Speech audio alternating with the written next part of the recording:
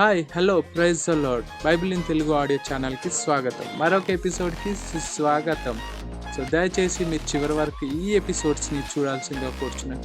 ప్రతి ఒక్క మాట, ప్రతి ఒక్క వచనము దేవుడు మీతో సూటిగా మాట్లాడబోతున్నాడు. హల్లెలూయా. దయచేసి చివరి వరకు చూడాల్సిందిగా కోరుచున్నాను. అదేవిధంగా ఎవరైనా సబ్స్క్రైబ్ చేసుకోకపోతే మా ఛానల్ని సబ్స్క్రైబ్ చేసుకోండి, లైక్ చేయండి, అదేవిధంగా షేర్ చేయండి, బెల్ ఐకాన్ని ఆల్లో పెట్టుకోండి. Thank you.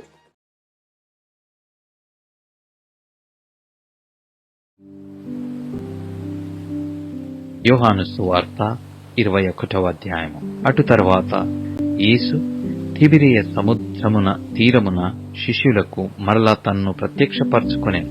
ఆయన తన్ను ప్రత్యక్షపరచుకొనని కొనిన విధానం ఏదనగా, సీమోను పేతురును, దిదిమ అనబడిన తోమాయు, గలిలయలోని కానా అను ఊరివాడగు నతానియేలును, జెబెదయి కుమారులును, ఆయన శిష్యులలో మరి ఇద్దరును కూడి యుండిరి. సీమోను పేతురు, నేను చేపలు పట్టబోదునని వారితో అనగా, వారు మేమును నీతో కూడా వచ్చెదమనిరి. వారు వెళ్లి దోణి ఎక్కిరి, కాని ఆ రాత్రి ఏమీయూ పట్టలేదు.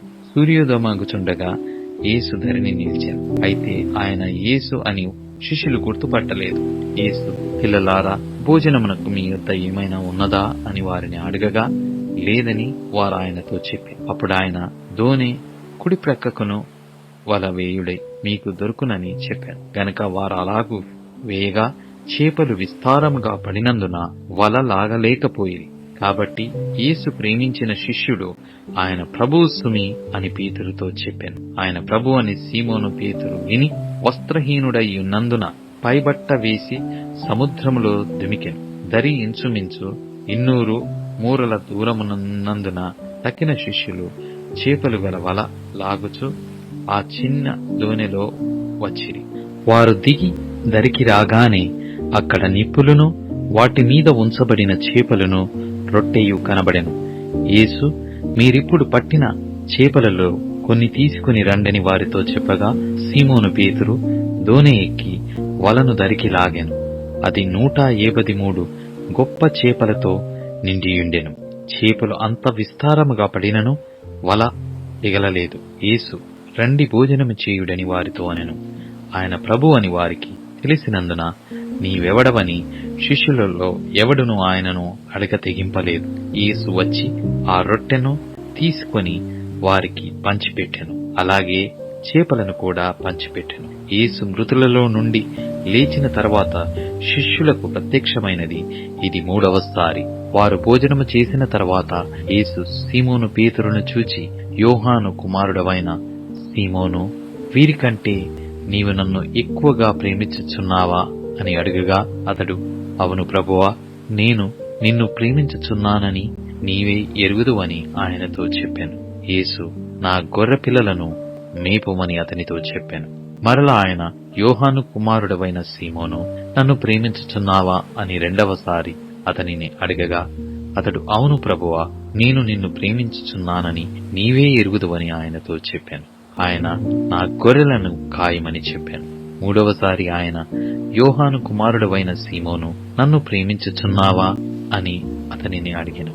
నన్ను ప్రేమించుచున్నావా అని 3వసారి తన్ను అడిగినందున పేతురు వ్యసనపడి, ప్రభువా, నీవు సమస్తము ఎరిగినవాడవు, నిన్ను ప్రేమించుచున్నానని నీవే ఎరుగుదువని ఆయనతో చెప్పాను. యేసు, నా గొర్రెలను మేపుము. నీవు యవనుడవై ఉండినప్పుడు నీ అంతట నీవే నడుము కట్టుకొని నీకిష్టమైన చోటికి వెళ్ళుచుంటివి. నీవు ముసలివాడవైనప్పుడు నీ చేతులు నీవు చాచుదువు, వేరొకడు నీ నడుము కట్టి నీకిష్టము కాని చోటికి నిన్ను మోసుకుని పోవునని నీతో నిశ్చయముగా చెప్పుచున్నానని అతనితో చెప్పాను.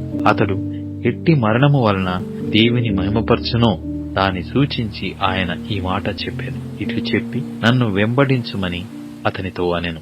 పేతురు వెనుకకు తిరిగి, యేసు ప్రేమించిన వాడును భోజన పంక్తిని ఆయన రొమ్మున ఆనుకొని, ప్రభువా, నిన్ను అప్పగించువాడ ఎవడని అడిగిన వాడునైన శిష్యుడు తన వెంట వచ్చుట చూచెను. పేతురు అతనిని చూచి, ప్రభువా, ఇతని సంగతి ఏమగునని యేసును అడిగాను. యేసు, నేను వచ్చు వరకు అతడుండుట నాకిష్టమైతే అది నీకేమి, నీవు నన్ను వెంబడించుమనెను. కాబట్టి ఆ శిష్యుడు చావడను మాట సహోదరుల లలో ప్రచురమాయను. అయితే చావడని యేసు అతనితో చెప్పలేదు గాని, నేను వచ్చు వరకు అతడుండుట నాకిష్టమైతే అది నీకేమని చెప్పాను. ఈ సంగతులను గూర్చి సాక్ష్యమిచ్చుచు ఇవి వ్రాసిన శిష్యుడు ఇతడే. ఇతని సాక్ష్యము సత్యమని ఎరుగుదుము. యేసు చెప్పిన కార్యములు ఇంకను అనేకములు కలవు. వాటిలో ప్రతిదానిని వివరించి వ్రాసిన ఎడల అట్లు వ్రాయబడిన గ్రంథములకు భూలోకమైనను చాలదని నాకు తోచుచున్నది. ఈ ఎపిసోడ్స్ మీకు నచ్చినట్లయితే దయచేసి మీరు షేర్ చేయండి, సబ్స్క్రైబ్ చేయండి, కామెంట్ చేయండి, లైక్ చేయండి. Thank you. Praise the lord. అదేవిధంగా మీకు ఎలాంటి రిక్వెస్ట్లు ఉన్నా దయచేసి డిస్క్రిప్షన్లో ఉన్న లింక్ని క్లిక్ చేసి దాని ద్వారా మీరు మాకు తెలియజేయాల్సిందిగా మేము కోరుకుంటున్నాం. Thank you.